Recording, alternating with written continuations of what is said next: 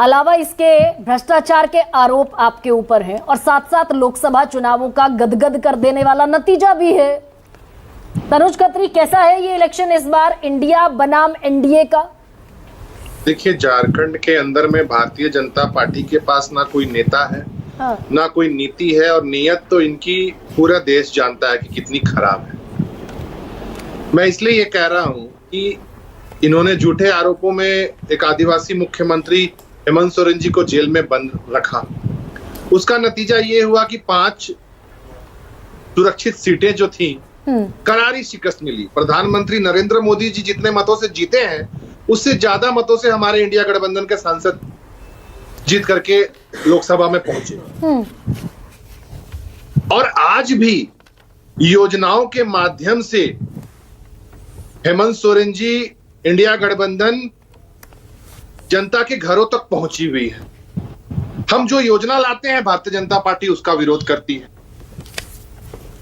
और फिर उसी तरीके की योजना देने का झूठा वादा इलीगल तरीके से करती है झारखंड के अंदर में।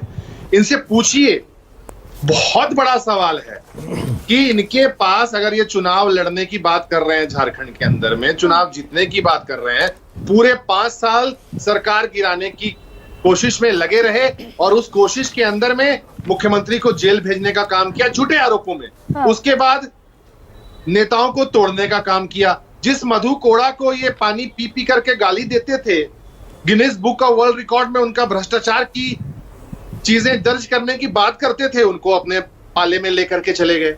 तो भ्रष्टाचार कहां है? लेकिन तनुज, ये भी तो हुआ कि भाई, ये भी तो हुआ कि आपके चंपई सोरेन उधर जाकर खड़े हो गए। कोल्हान जो प्रखंड है वो आपका स्ट्रॉन्ग बेल्ट है। 14 में से 0 सीट पर आपने समेट दिया भारतीय जनता पार्टी को। अब कोल्हान टाइगर उठकर चला गया भारतीय जनता पार्टी के पास। टाइगर सोरेन चली गई। कितने आदिवासी नेता उधर जाकर खड़े हो गए। सीता सोरेन तो लोकसभा चुनाव पहले चली गई, उसके पहले चली गई, लेकिन जाकर तो खड़ी हो गई। हालांकि चुनाव हार गई वो। गरिमा जी, टाइगर बनाने का काम झारखंड मुक्ति मोर्चा करती है। झारखंड मुक्ति मोर्चा ने कईयों को टाइगर बनाया है, लेकिन भारतीय जनता पार्टी के पाले में जो चले जाते हैं वो टाइगर नहीं रह पाते, वो चूहे हो जाते। उनकी क्या जगह रहती है, कोई बताए ना। पूरे देश के अंदर में बहुत से नेता गए, आज वो कहीं दिखते नहीं है, उनको कोई तवज्जो नहीं दी जाती है, उनका अपमान किया जाता है। और अब तो राज्य की जनता इसका भी बदला लेगी।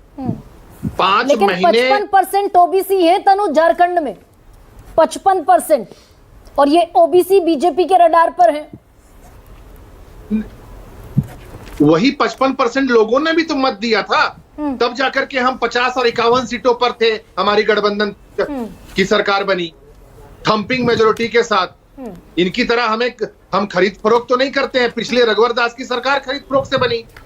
बाबूलाल मरांडी जी ने अपने विधायकों को भेजा, आज खुद उनकी गोद में जाकर के बैठे हैं, फिर भी उनको तक नेता नहीं मान रहे हैं भाजपा के लोग। हेमंत सोरेन जी का मुझसे मुकाबला करने के लिए एक चेहरा नहीं है। अब चेहरा पूछिएगा तो बोलेंगे कमल फुल चेहरा है और नरेंद्र मोदी जी चेहरा है। अरे तो आप तो छात्र संघ का चुनाव उनके नाम पर लड़ते हैं, नगर निकाय और पंचायतों का चुनाव उनके नाम पर लड़ते हैं। ये चुनाव भी उनके नाम पे लड़के देखिए, 2019 में भी लड़ा था और दोबारा लड़िए, हार निश्चित रूप से हार। तनुज, लेकिन ये चेहरों पे थोड़ा सा रुककर जरा डिबेट करेंगे। आदिवासी समुदाय को लेकर गदगद है भाई। एसटी की 5 सीट थी, 5 की 5 आप लैंडस्लाइड कर गए। आपके पास 2 सीटें थी, 3 और झटक ली आपने भारतीय जनता पार्टी से। भारतीय जनता पार्टी 12 से घटकर रह गई 9 पर, ये मैंने मान लिया। लेकिन वो जो 55% का सबसे बड़ा सेगमेंट है ओबीसी का, आप जिसको आरक्षण देना चाहते थे, बढ़ाना चाहते थे, साल भर लटका रहा राज्यपाल के पास, आप नहीं करा पाए ना। देखिए, बिल्कुल उस आरक्षण को खत्म करने का काम बाबूलाल मरांडी जी की सरकार ने किया था।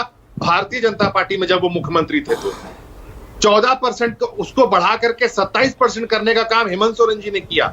तो निश्चित रूप से वो समुदाय देख रहा है कि उनके लिए सोच कौन रहा है, उसके लिए कौन लड़ रहा है, और वही सब नतीजा हुआ कि उनको जेल जाना पड़ा। ये झारखंड का बैटल भाई, बाकी जगहों पर ओबीसी की बल्ले बल्ले, महाराष्ट्र में, हरियाणा में, झारखंड के ओबीसी ने क्या बिगाड़ा प्रदीप भंडारी, कि वो जो आरक्षण बढ़ाने का प्रस्ताव था 27%, आप लटका कर रखा उसको 1 साल तक और वापस भेज दिया। देखिए, इनके लिए सिर्फ और सिर्फ हेमंत सोरेन जो परिवारवादी नेता है वही आदिवासी समाज के रिप्रेजेंटेटिव हो सकते हैं। इनकी कुर्सी से इतनी ललक थी कि एकदम से जेल के बाहर आए तो चंपाई सोरेन को हटाने का प्रयास करा और इसके कारण एक जमीनी आदिवासी नेता जो है वो भारतीय जनता पार्टी के पास चुना, क्योंकि उसको पता था कि हेमंत सोरेन जी की सरकार इन्फिल्ट्रेटर्स के साथ में खड़ी है और भारतीय जनता पार्टी के साथ में इनको खड़ा होना पड़ेगा। इनको क्या पता बीजेपी के बारे में? नहीं, मेरे को उनका जवाब देने तो दीजिए पहले। इनको क्या पता भारतीय जनता पार्टी के बारे में? हेमंत बिस्वा शर्मा जी हमारे साथ में है, एकनाथ शिंदे जी एनडीए की सरकार में, और महाराष्ट्र के अंदर ये बॉम्ब वाली सरकार चलाया करते थे जहां इंडस्ट्रियलिस्ट के घर के बाहर जो है ये बॉम्ब प्लांट किया करते थे और 100 करोड़ का वसूली रैकेट चलाया करते थे। इसीलिए महाराष्ट्र हमारी तरफ लाने वाला है। जरा भाई, आदिवासी स्टेट है, क्या बिगाड़ा वहां के 55% ओबीसी ने? मैं तो एक चीज नहीं